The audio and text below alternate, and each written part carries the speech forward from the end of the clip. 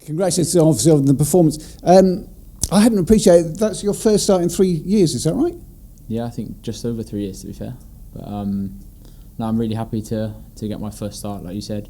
Hopefully it's something to build off. It was a long time out injured at my previous club, and it makes it all the more sweet when you come back and you have a win like that and through to the next round, which is nice. How difficult has that 3 years been then? Very. But I don't think I could put it into words, to be honest. But like I said, it makes it even sweeter when you come back, and I think you appreciate your love of the game a bit more. And yeah, I just want to be out there every week now. Because what did the gaffer say to you when he said you were going to be starting? Not much. He just said go and enjoy it. I think he knows what I bring to the team, and yeah, he didn't put too much pressure on me, to be honest. He just said it's a good opportunity for you, go and take it, and hopefully I did that to a certain degree, and I'm pushing for a start. You certainly did. We were a little bit worried for you just before half time, but that was only a minor one in the end. Yeah, I won't go too much into detail, but it was a kick to the intimate areas. Okay, so fair we'll keep it at that. We'll move past that. It was a terrific performance by the boys, because I mean it's the third game in a row that you've been 2 down, but it was a terrific response, particularly in the second half, wasn't it?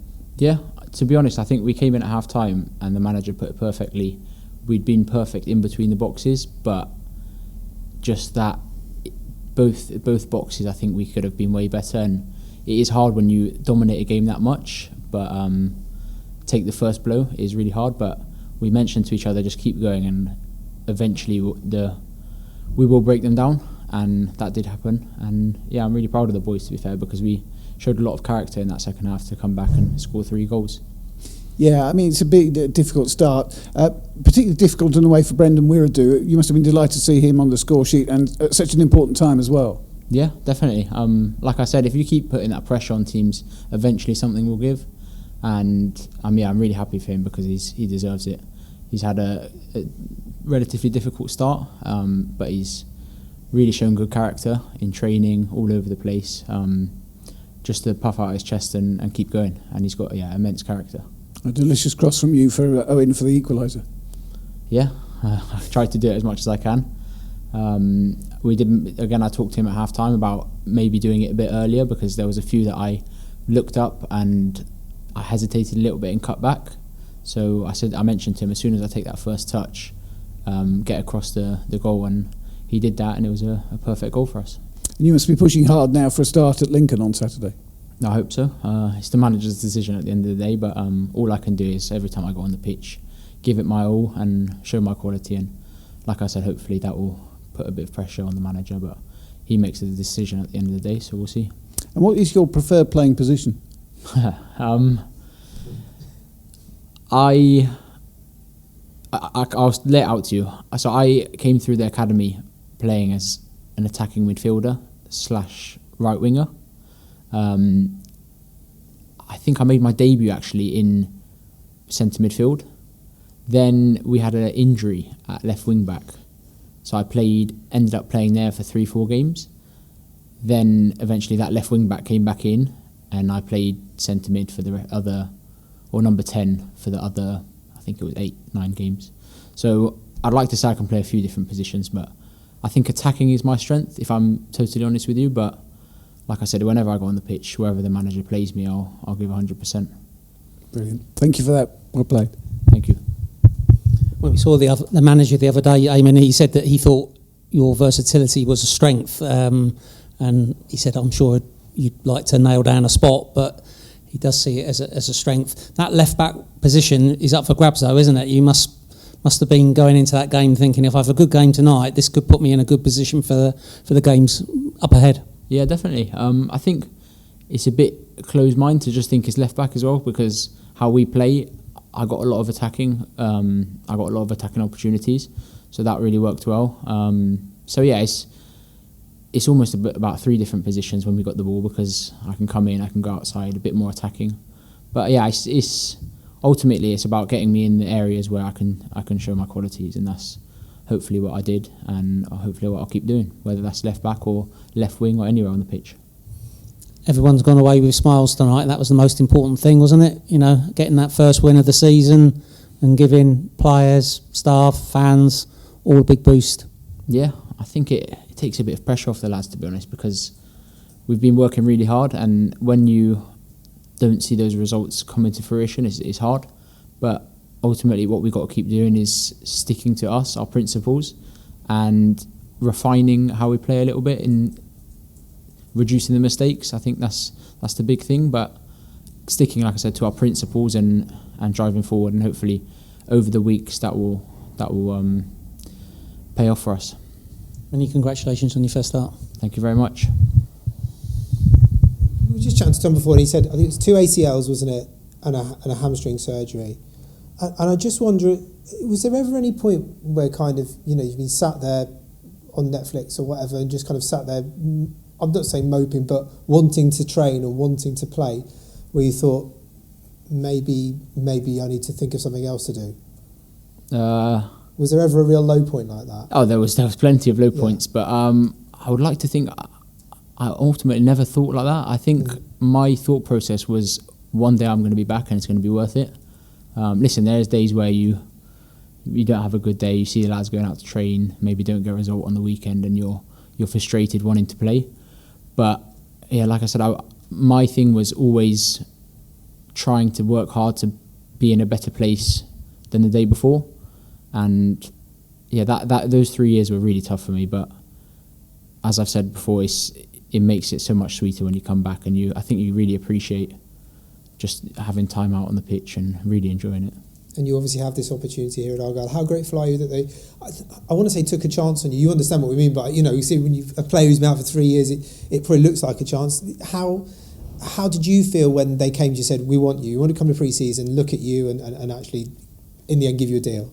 Yeah, I was delighted, to be honest. I think it was a really good match for both of us, because it was a really big club for me to come to, but also obviously in League One, coming down from the Championship, but a great opportunity to kickstart my career back onto track and show what I've got again, because I believe in my quality, and I think still, hopefully in the next 5 years, I can get back to the highest level. So I still got aspirations to do that 100%. But yeah, it's a really great opportunity for me to kickstart my career. I think the manager and his coaching team played a big part as well in believing in me, because I think both of the assistants have had long-term injuries, so they understand the hardships of that. But when I came in on trial, my thing was I have to impress everyone, and I'd like to think I did that. I was at the front of most of the running tests and all of that sort of stuff, which gave me the confidence. I think the club the confidence that hopefully I'm over my injuries, and yes, hopefully going to be a really good season. We're looking forward to it. Thank you very much. Thank you. It's a bit off the wall for me, but they normally are. You're a Bristol lad, and you're like at that club for so long, and you've come to Plymouth, and Rans has gone the other way, and he's a Plymouth lad. Did your paths ever cross as players? Did you? Do you know what, we did speak actually in the friendly after, and I was talking to him just about the club, and he was explaining things about the club and the fan base and how good they were, and I was saying about how good the facilities are actually at Bristol City and stuff. So we were just talking about the two clubs, but nothing major, to be honest, just a quick 5-minute conversation. Yeah, because I suppose I think there's a 2-year age difference between you anyway, but I'm not aware, but he's just a little bit older than you. Yeah. But and again, growing up in Bristol, it's a great football city, isn't it?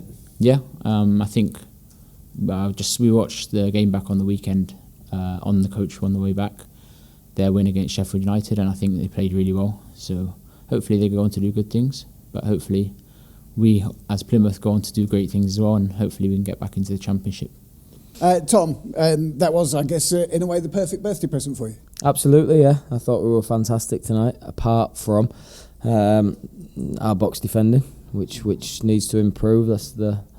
There's no secret. That's the third game on the trot we've conceded from a set piece. So I'm sure we'll look at that, maybe change something structurally on how we defend those set pieces to give ourselves the best chance, because you can't be having 10-15 shots before the opposition has their first one and concede. I've never seen more one-sided game first half that you go in 2-0 down at, but that's the situation we're in at the minute, and I thought the boys showed real resilience and character and quality to go on and win the game from there, and scoring from our own set pieces, which we have looked dangerous from. Yeah, I mean, how difficult was it at half time? Because you had been so on top, but I mean, you know, you've had the 2 disappointing results so far this season, and you know, you were behind. Yeah, I mean, it's both boxes with the story of the first half. We created numerous big opportunities and couldn't take ours, and we conceded 2 or 3 opportunities that we got punished for, and we can do better in those actions, certainly the defensive ones. So if you look at the balance of the games, okay, we were nowhere near threatening enough on Saturday, but we were never once under the cosh. The balance of the 3 games, we should never ever be conceding 7 goals in those 3 games. So it's something that we have to work very hard on. But it's a balancing act now for me as a coach. You know, when you're losing so many players to injury and you have to work hours on the training pitch, it's that sort of balancing act. But we'll prioritise our box defending for sure. Was there anything specific said to Owen Aseni at half time? Because I mean, he seemed much improved in a way. I mean, I know he got the goals, but his movement just seemed a little bit better in the second period. No, he can take the credit himself for that one. We always like our strikers to play sort of penetrating football on the shoulder, and yeah, he looked a threat in the second half. He took his goals really well. Delighted for him. We always said that Owen will be a project, and that was the plan. So he's still probably frustrated he's not featured as much as he'd like in the league games, but that's how you catch the eye of everyone around the football club, and I'm really delighted for him tonight that he's been our match winner. And a great story as well, Brendan Wiradu getting on the score sheet. Absolutely. Brendan showed real good character to get through what was a sticky start to his Argyle career. Now I thought we did the right thing taking him out the firing line from the start on Saturday, and yeah, we've moved him into the back line just because we're struggling there at the minute. You know, Brendan Galloway unfortunately has picked a little calf issue up. Joe Edwards might not be ready for the weekend with Pleggy's long term. So and obviously Connor. So that's 4 key figures in our back line that are out. So Brendan Wiradu, I thought, was excellent tonight playing at centre back. So how long is Brendan Galloway likely to be out for? Hopefully not too long with that one. We're looking days rather than weeks. But yeah, we're reviewing it as a staff. Is there anything we can be doing? We still have to work. We can't just do nothing all week and then play on the Saturday. We're certainly not underworking them. You know, we got them really fit in pre-season, but yeah, it's a little bit worrying about how many injuries we're picking up at the minute. I suppose one of the key things for you is to settle on in your own mind your strongest starting 11 as early in the season as you can. To what extent did Aiman Benerus give you food for thought this evening? Yeah, absolutely. That starting 11, you know, although you want consistency as a team, that can be brought in performances. It doesn't always have to be in personnel. So that can be a moving landscape. I think the most healthy squads know that it's a fair game. It's if you perform in training, if you perform when you're given the opportunity, you get the same chance of starting in the league games, which are the most important for us. So yeah, Aiman did fantastically well tonight. He really put his case forward. It was his first start in 3 years. So incredible performance when you think of it like that, and I'm really proud of him. Well played, Tom. Thank you. Hello, Tom. Brendan Galloway's injury in the game on Saturday or in training, or? Yeah, so felt something in the game Saturday. It's the scans has shown a positive result, much more positive than we're maybe expecting, because Brendan doesn't really flag anything unless he's a tough cookie, Brendan. So, but yeah, we're hoping it does, and got a chance of making the weekend. No Caleb Roberts in the squad tonight? Again, you probably saw that one at the weekend. He's a huge impact tackle that Caleb looked as though he came out the right side of. He woke up really sore Sunday, couldn't really walk on it. So Monday, Tuesday, he's rapidly got better, and another one that'll be touch and go for Saturday. Is that a knee injury or? It's ankle heel. Yeah. Okay. This is what I have to do, write them all down on a pen and paper now. It's a never-ending list. That's the problem, isn't it? Yeah. If you've got a whiteboard or something like that, it must be full. It's constantly changing, isn't it? Could I ask you about Tegan Finn? Just his second start for Argyle. He's only 17. The fans loved watching him, particularly in the first half, attacking the Devonport end with his skill on the ball, running, taking players on, crosses. How good a performance was that from him today? Yeah, outstanding. I think it's got to be everyone's job to keep the expectations of Tegan sort of to a sensible level. You know, he's a fantastic young prospect. He's got outstanding potential.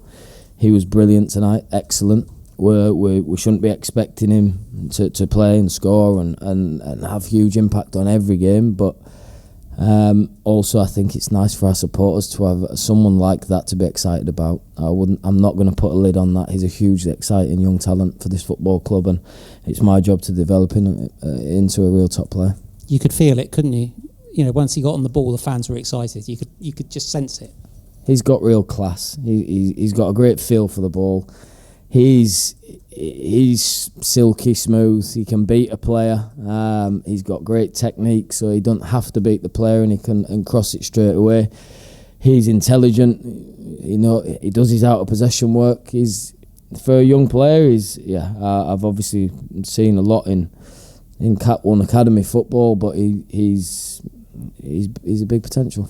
Were you tempted to leave him on for longer than the 65 that he got? I think he was tiring a little bit, and I thought Joe Hatch was effective tonight. I was going to ask you about Joe next. Yeah, I thought Hatchie was really effective. You know, he'll be disappointed in himself, but losing his man for the second goal, and that's, you get punished at this level of football, and he'll learn a lot from that. But different type of player to Tegan, but I thought Hatchie was hugely effective tonight. Really pleased with his performance, the two teenagers did well.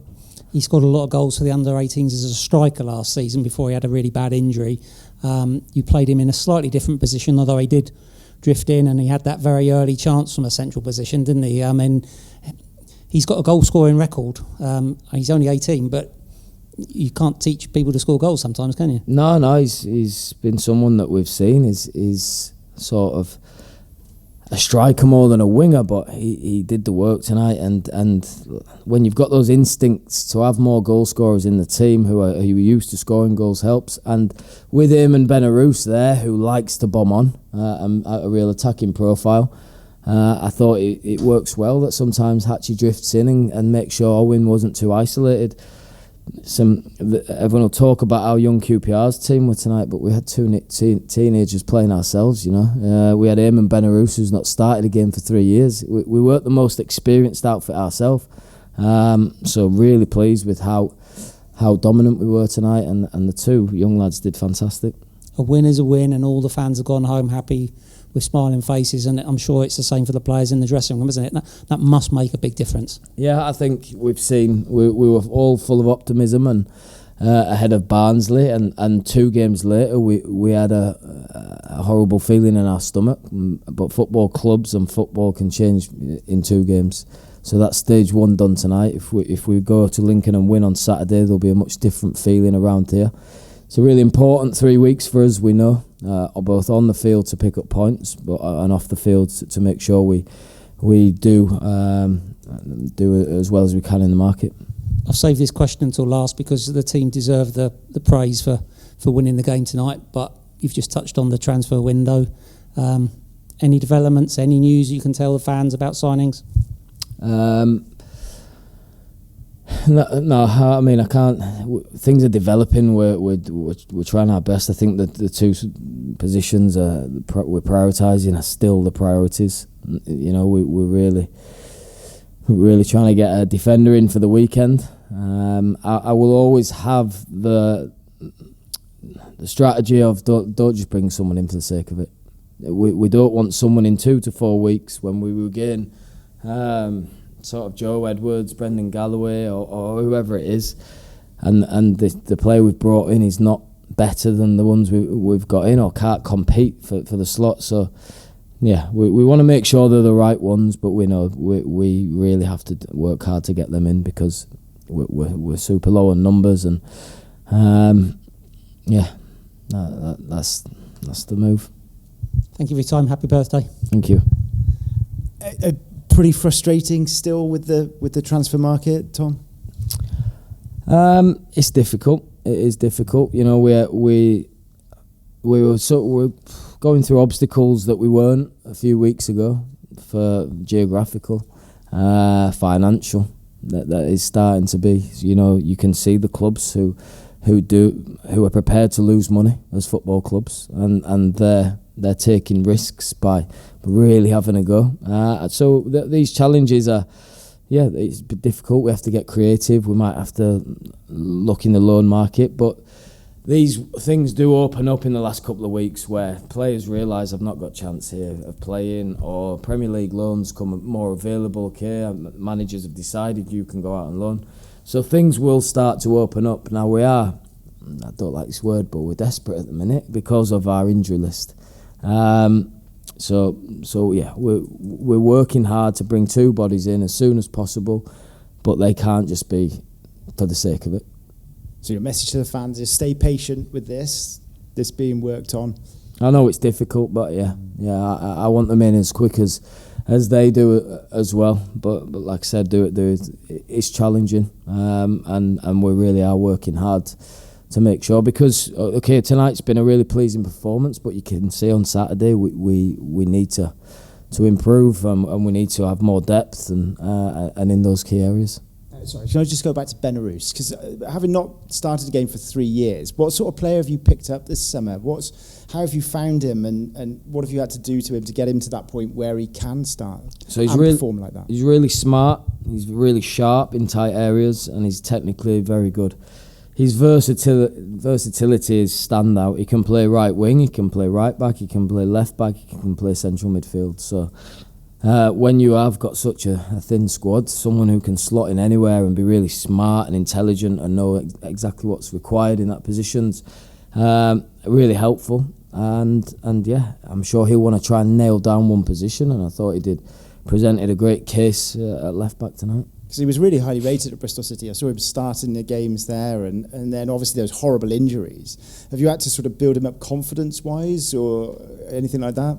No, not mentally. He's really mature. So not done too much mentally with Aiman. You know, he's suffered some bad luck. You know, 2 knee injuries and a hamstring surgery. Someone who looks after himself as well as he does and trains as well as he does. There's an element of bad luck with what he's gone through. Now, hopefully, he's got all of that out the way early in his career, and he can have a good run at it now.